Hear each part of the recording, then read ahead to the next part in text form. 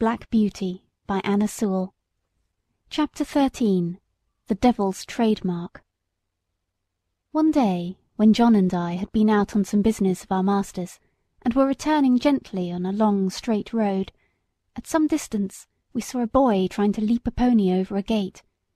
The pony would not take the leap, and the boy cut him with the whip, but he only turned off on one side. He whipped him again, but the pony turned off on the other side. Then the boy got off and gave him a hard thrashing, and knocked him about the head. Then he got up again and tried to make him leap the gate, kicking him all the time shamefully, but still the pony refused. When we were nearly at the spot, the pony put down his head and threw up his heels, and sent the boy neatly over into a broad quickset hedge, and with the rein dangling from his head he set off home at a full gallop. John laughed out quite loud. "Served him right," he said. "Oh, oh, oh!" cried the boy as he struggled about among the thorns. "I say, come and help me out." "Thank ye," said John. "I think you are quite in the right place, and maybe a little scratching will teach you not to leap a pony over a gate that is too high for him." And so with that John rode off. "It may be," said he to himself. "That young feller is a liar as well as a cruel one. We'll just go home by Farmer Bushby's, Beauty, and then if anyone wants to know, you and I can tell him, you see."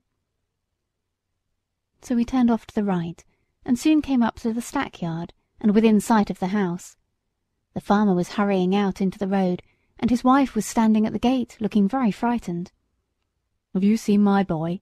said Mr. Busby, as we came up. "He went out an hour ago on my black pony, and the creature is just come back without a rider." "I should think, sir," said John, "he had better be without a rider, unless he can be ridden properly."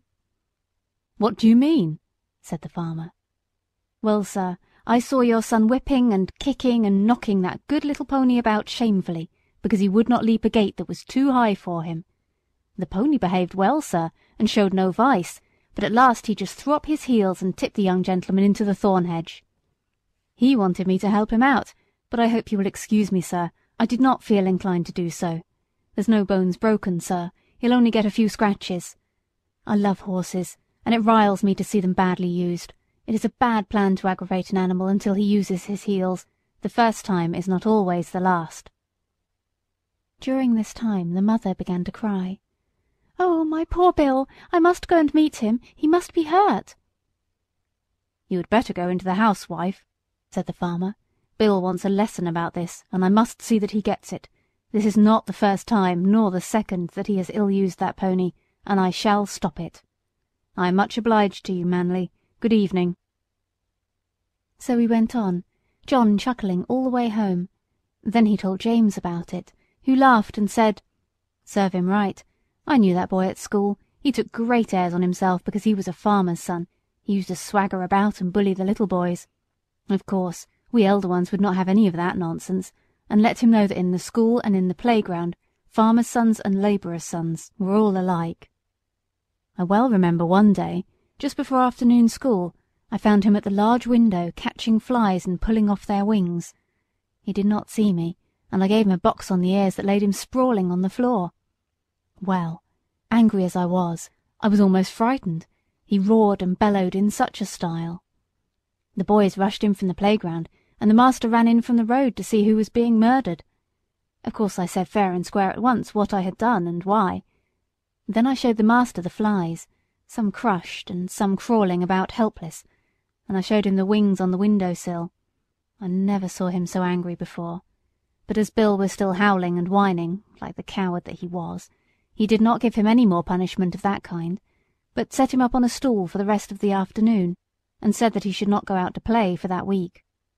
Then he talked to all the boys very seriously about cruelty, and said how hard-hearted and cowardly it was to hurt the weak and the helpless. But what stuck in my mind was this.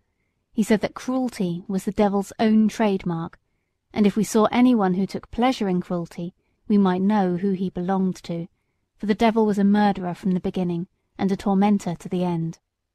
On the other hand, where we saw people who loved their neighbours, and were kind to man and beast, we might know that was God's mark.